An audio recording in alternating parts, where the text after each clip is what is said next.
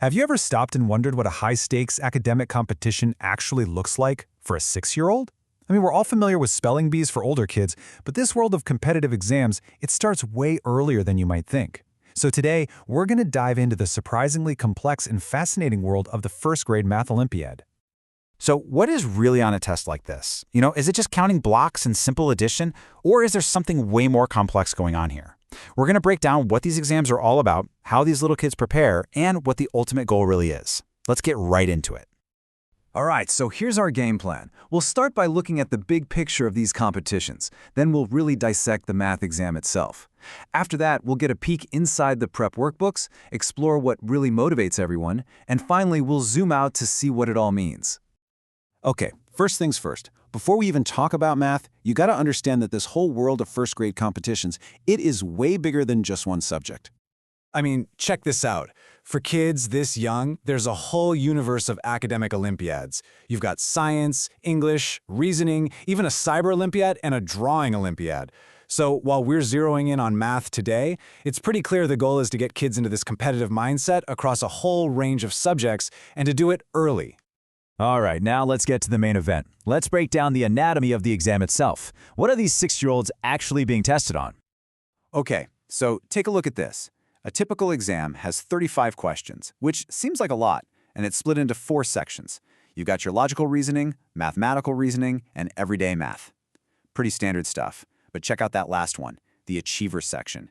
It only has 5 questions, but, and this is the kicker, each one is worth double the points. This is absolutely designed to be the tiebreaker, to separate the kids who really get it from everyone else. In this slide, this is where it really clicks. On the left, you've got your standard first-grade curriculum. Counting to 20, basic adding, knowing a ball rolls. But then you look at the right, and it's a totally different ballgame. The Olympiad is testing abstract concepts like logical reasoning and complex patterns.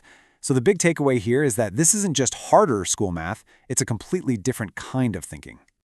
So if the test is that advanced, how in the world do students even prepare for it? Well, that brings us to a huge market of specialized books and materials designed just for these young competitors. So if you crack open one of these workbooks, you can see just how intense the prep is. Sure, it covers all the topics you'd expect, like addition and subtraction, but it also has entire chapters dedicated just to patterns and logical reasoning. And get this, they even include previous year's test papers. That's a classic strategy for serious exam prep, no matter how old you are. But how do you make this stuff engaging for a 6-year-old, right? Well, according to one parent reviewer, the publishers are pretty clever about it. They use things like mind maps to make the material more interactive. So the idea isn't just about rote memorization. It's about presenting these really complex ideas in a visual, almost puzzle-like way that a young kid can actually wrap their head around.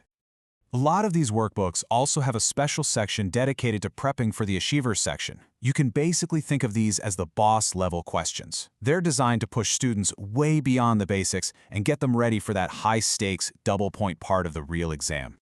But not everyone is on board with this. Here's a customer review of a popular workbook that says, and I'm quoting here, that logical reasoning for a first grader is not a reasonable topic.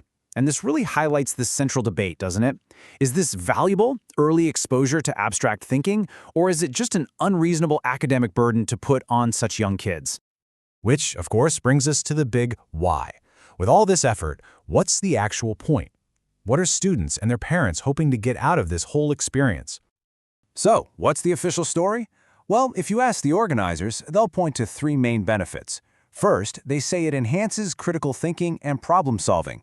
Second, the idea is that competing at a national level builds confidence. And finally, the argument is that this prepares kids for a future where, let's face it, competitive tests are just a part of life.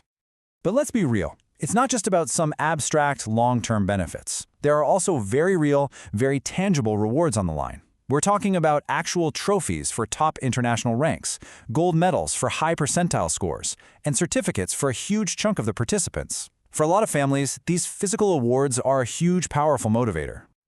Okay, so let's pull all these threads together in our final section and just ask, what does this all really mean?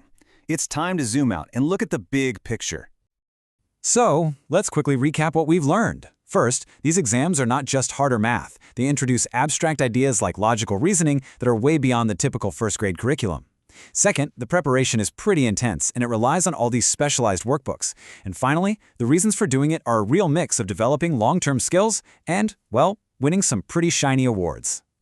Which really leaves us with this one crucial question to think about.